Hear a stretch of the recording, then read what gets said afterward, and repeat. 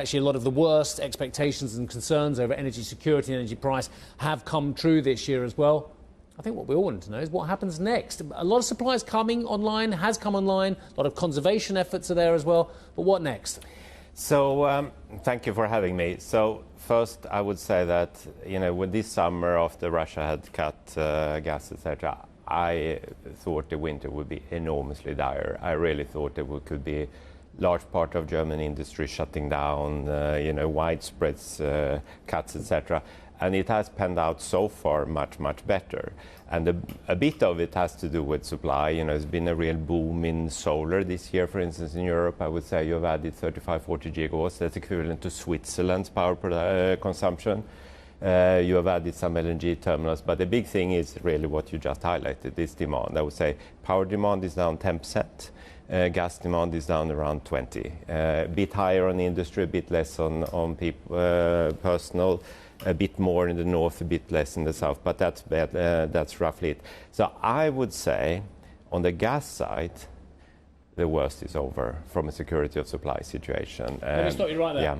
Yeah. I hear what you're saying, but a lot of experts believe that the worst is over for now, but actually worst is to come next year. Absolutely, and that's where I was going to come. I would say that's wrong.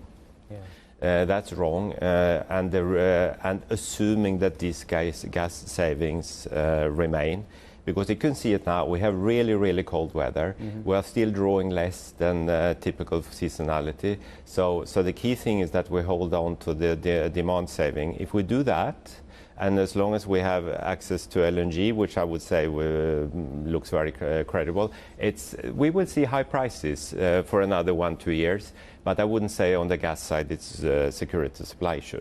Power is a bit different. First, let me say, the reason why we have a power crisis in Europe has very little to do with Putin. I would almost say that Putin actually made the situation better. Wow. So this is the consequence of long-term underinvestments in conventional, long-term red tape in renewables, and then these political closures of nuclear, coal, lignite, etc. And we talked about this last year here, and you could see it already in 2018, and it started to materialize. Why I'm saying that is better now is because some of those closures got reversed for Germany, for instance. Second, you have this 10% reduction in demand. So I would say, and what has been worse is, of course, and this is the thing I still don't really truly understand, the availability on the French nukes, and that is, of course, very critical to the UK, is remarkably low. But I can't say how quickly they come back. I don't think it's any systemic. So also that issue is going to improve in my view. So I would say now we have really serious issues. We will have high prices next year because it takes time to feed through. But go to 24, 25, this situation is going to be way better. To make it really better, we should speed up the green revolution. We should truly remove all this red tape, which in particular slows down development of wind. Take this country as an example.